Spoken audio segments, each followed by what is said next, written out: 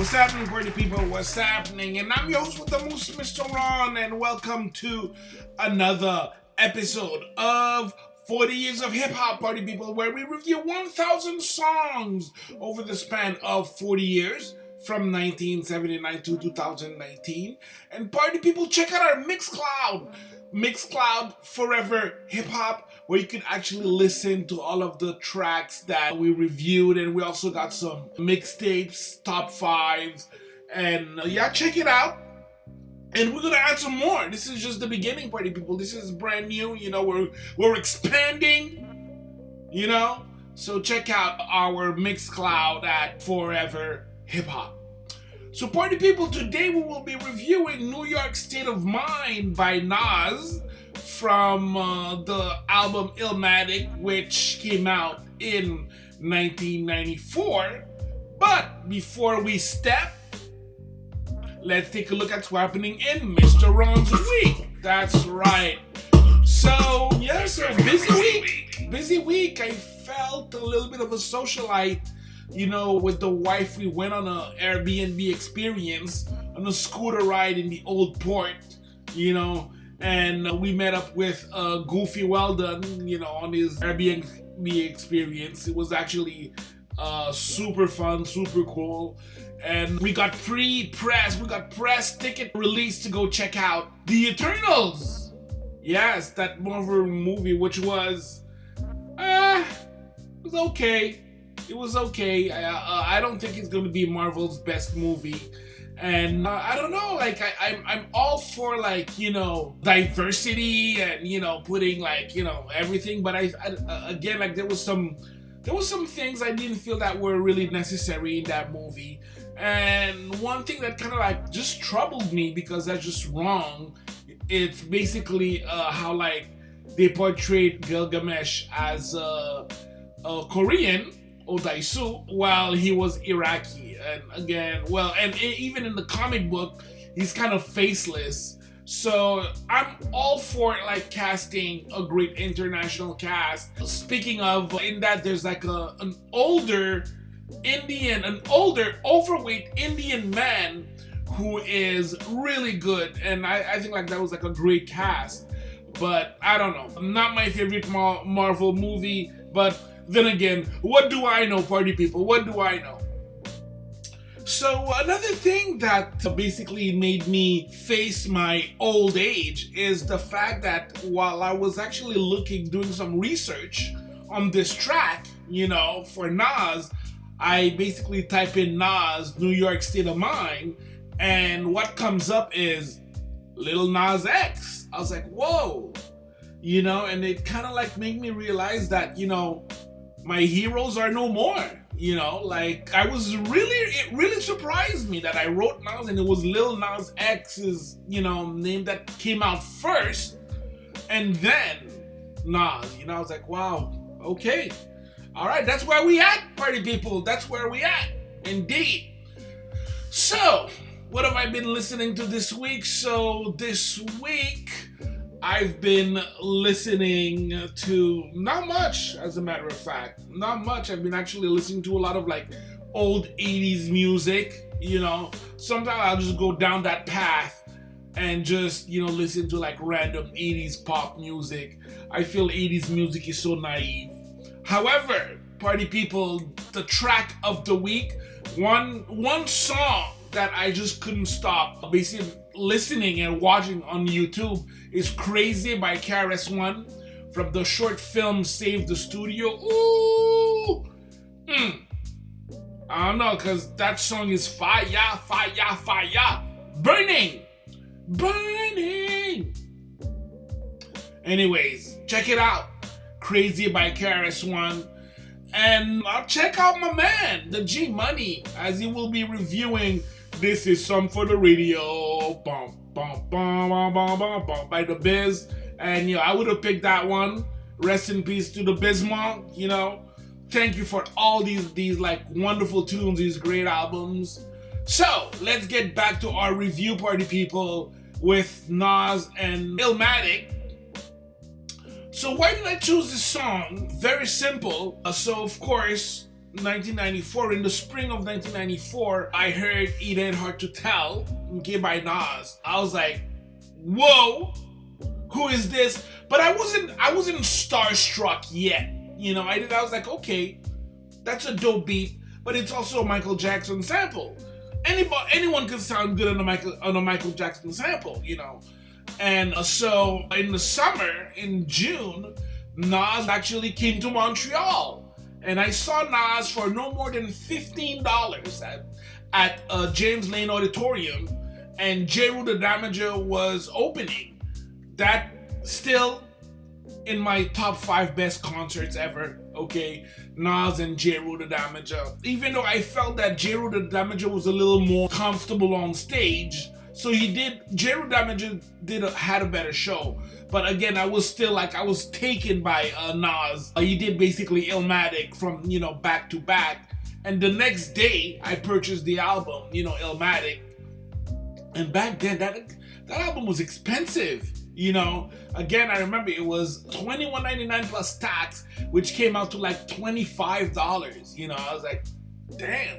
Because you have to understand, like, hip-hop in the mid-90s wasn't as mainstream as it is now, especially in Canada, you know, in our little Montreal, Quebec. And this is how I basically I think Illmatic is the best album ever in hip-hop. If I actually did it, I actually gave this album to people that's like, oh, I don't listen to rap. I'm like, this album will make you change your mind, you know. I actually gave him that album as gift, you know. I had it on every form except tape back then in 94. Like, you know, we didn't bother with tapes anymore. It was like I had it on CD and then on vinyl. Yeah, just like an outstanding album. And so, Originality, party people, is this song original? And if so, how? Well, I'll tell you how this song is original. This song is original because it elevated the game. You know, it actually uplifted standards on every aspect of hip-hop music. Lyrically, technically, production-wise. This song, when we heard it, was like, okay, this is the new standard. Okay, this is the guy to beat. This is the guy to beat. And when we look at it, like in 1994, again, Nas, cream of the crop. I don't think in 1994, no one could touch Nas. No one. He was number one. And we're talking about like Guru, Biggie, Meth, Go, Ray, Jizza from The Wu, Andre 3000, no one. You know, again, at that time, Black Thought was starting, Jay was starting, but still, you know, at that time, I think in 1994, Illmatic was the best album. No doubt. No doubt. No doubt. Fun fact, party people, his father, Oludaro, is a jazz musician from Nigeria. And him and Nas had a hard relationship because he wasn't around too much and he separated from the mother. So they actually reconnected later on as adults. Yeah, so that was the fun fact. So courtesy of Discogs, this is why, party people, for Originality, I give it a 5. That's right, and you know what this is going. You know where this is going. You know it. You know it. Delivery, party people, delivery which consists of lyrics and flow. So, let me start with my quotable. Alright, so I'm not Nas. I ain't even gonna front. You know, I'm not even pretending, so let me just try. I monkey flipping with the funky rhythm. I be kinking musician, inflicting composition of pain. I'm like Scarface sniffing cocaine, holding an M16. See with the pen, I'm extreme now. Bullet holes left in my peep holes. I'm suited up in street clothes. And me and nine and I'll defeat foes. You see, I'm just reading it and it sounds dope. I'm just reading it. I'm getting chills. So let's take it out. Let's check out what that means. So, rappers, I flip them. The funky rhythm, I be kicking. So, the monkey flip is both a wrestling and a break dance move. right? So Nas is using these lines like you know what, I will flip you, you know, again it's talking about like his skills, right? So I'll actually flip you with the funky rhythm I be kicking. The funky rhythm that he's be kicking is like his flow, his rhymes. Yeah, musician inflicting composition on pain. I'm like Scarface sniffing cocaine, holding an M16, see with the pen I'm extreme. Wow. So of course, you know the black community just loves Scarface. Nah, I'm even gonna say hip hop community. Yeah, hip hop community just love Scarface. And there's a scene towards the end where Scarface is like literally like he has his head on a pile of cocaine and holding an M16 and just like shooting up at people, you know, because they're trying to take his place, you know, to put him down. And Scarface is like, hell no, you know, just blasting people with his M16. Now, bullet holes left in my peepholes, I'm suited up in street clothes. Hand me a nine and I'll defeat foes. So now he's just basically breaking down what he's seeing around him. See, now bullet holes in my peepholes, wherever he's living, there's like bullet holes in his doorway, you know. I'm suited up in street clothes, so that means, you know what? Living where he lives, he's already part of street culture. You know, and hand me a nine. He doesn't even lean. You don't even need to show him. He knows. Just hand me the nine, and I'll defeat foes.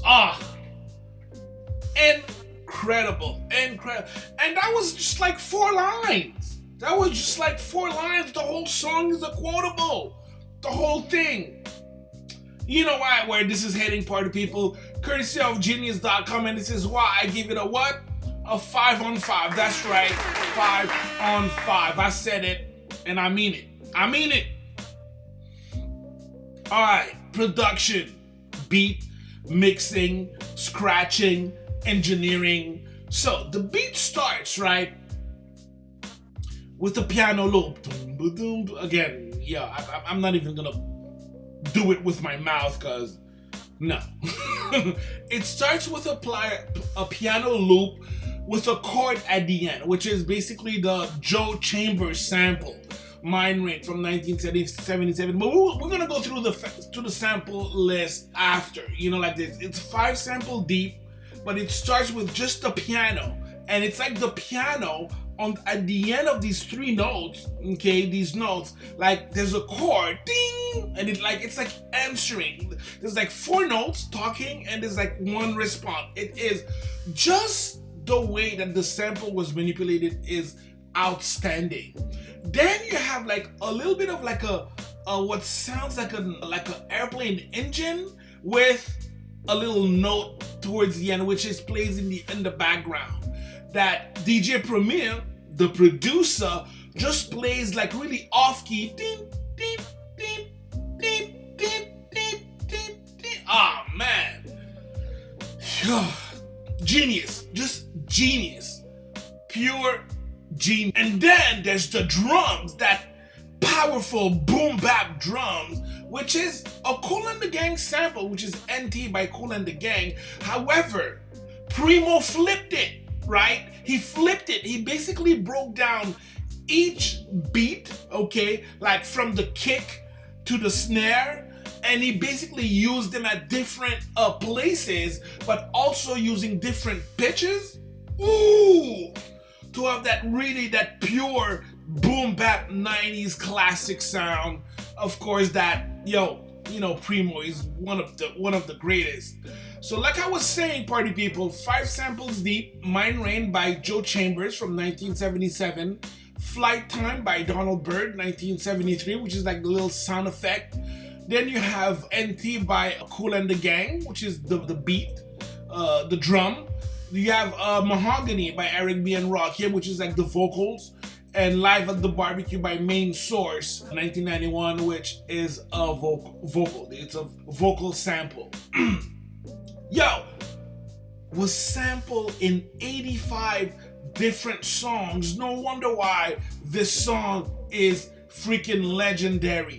No wonder why, sampled 85 times. And party people, courtesy who sampled, and this is why I had to go with a 5, party people, because that beat is perfect. That's right, I said it. The beat is perfect. Alright, party people, so let's keep going with a top 5. And today we will have the top 5 albums from 1994. It was extremely difficult, okay? Extremely difficult. And I actually re-listened to all of these albums now, okay? And I have to say, again, in no order. In Gangstar, Hard to Earn, definitely is there. Notorious B.I.G. with Ready to Cal by Method Man. Great solo album. I'm also gonna go with Nas, Illmatic, for sure. And let's bring it to the West Coast with Warren G. G-Funk Era. I love that album. Again, a nice classic album from the G-Funk era. A little bit of G-Funk, represent the West Coast. Alright, party people, so before we get back into the review, at 40 Years of Hip Hop, we use Buzzsprout for our podcast. They get your show listed on every podcast platform available. We were able to get to 10,000 downloads within a year.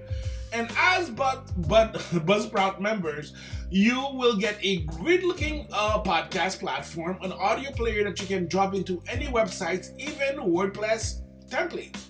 You will also benefit from detailed analytics and tools to promote your episode, like audio-video snippets of your podcast called sound bites. However, for me, my thing is that I get to generate a second revenue by talking about something that I'm passionate about. Think about it. Are you a fan of something? Try podcasting about it. It's easy, fun, and can easily generate a second revenue. No contracts. Cancel anytime, party people. And guess what? After your second bill, boom, they'll just drop you a $20 Amazon gift certificate just like that. That's right. Buzzsprout, party people, this is the way to go. And now let's get back to our review. Relevance, party people, and longevity. Is this song still relevant? Is it? Was it able to stand the test of time, and if so, how? Well, as an old head, I will say this is definitely one of my classics, okay? Not only that, but I think that this track, this song, is lyrically, technically, production-wise, perfect, okay? I don't think it gets any better than this. I really don't. And this is why it's on the list, But let's take a look, right? So you know how it is, in 2021. So, and of course we have to check out the social media. Not so bad, 6.5 million followers on IG. Hey, he is Nas. I think he's still the king of New York. That's the way I see it. And the song has 20 million views on YouTube. 20 million views. But then again, I don't care about that. I don't care that it has 20 million views on YouTube, because it's just one of the best hip-hop songs made, period, ever in history. That's right. And I also had my man King Guap. He reacted to it, love Nas. However, and I quote Mr. King Guap, Nas is lyrically too deep for me. Okay? He's like, sometimes I don't really understand. But it's all good. It's all good. It's all good for the young generation. At least he recognized the skills. Not only that, but Nas is still relevant in 2021. He basically dropped King's Disease 2, okay? And all these two albums, King's Disease and King's Disease 2, are fantastic albums. The first one is produced by Hit Boy, one of the best producers in the business right now. So, definitely on point. Fun fact number 2, party people, in the Netflix biopic Roxanne, you see a pre-adolescent kid freestyling for Roxanne. So in the movie, he goes by Nasty Nas. However, that would be inaccurate. That's right, because Nasty Nas only came out with that moniker when he was around 16, and his real name when he was around that age was Kid Wave. So Nas, his first name as a rapper was Kid Wave. And this is why, party people, for relevance and longevity, you know where this is going. You know it. It's a 5. One of the best tracks in hip-hop history ever. Powerful impact. Boom from the cannon. Is this song impactful? And again, I'm saying, well, yes, this song influenced hip-hop culture. This song was the new standards, okay? If you want to hit bars, if you want to get bars, this is what you have to go against, okay? The instrumental, you cannot get a beat that is like to practice your freestyle. You know, this is one of the key beats. If you can freestyle on New York State of Mind and be nice, and I'm talking about a real freestyle, not something that you wrote and, you know, that you memorized. A real freestyle and sound nice, it's a rite of passage, party people. It's a rite of passage. The album did chart, went gold in the US. Okay, no, the track, not even the album. We're talking about the track. The track went gold in the US and silver in the UK. And party people, this is why, you know where this is going. I give it a 5 on 5, party people. That's right. This is a perfect song, okay? 100% one of the best songs in hip-hop culture that is on one of the best albums of hip-hop culture. So party people, of course, Originality, I give it a 5 because, you know, with that track, Mr. Nas elevated the game, not 1, not 2, but I would even say 3 notches. Technically, lyrically, production-wise, that's where it's at. Delivery and lyrics and flow, you cannot get better lyrics than in New York State of Mind, so that was a 5 also. That primo production, which is classic, a classic aggressive boom bap beat, which of course deserves nothing less than a 5. Longevity, you know, this is a classic. This will not get out of style, 5. And powerful impact, boom with the cannon, also a 5. That's right. Party people, so thank you for sharing this moment together. Subscribe, like, and share. And party people, support 40 years of hip-hop by buying us a coffee so that we can continue dropping this amazing weekly podcast. Tune back next week as I will be reviewing Keep It Gangsta by Fabulous featuring Styles P, Jadakiss, and M.O.P. Oh, that was a club. That was a hot club track. That was a hot club track. So party people, I'm your host with the most, Mr. Ron, wishing you happy Honolulu, peace, and I'm out.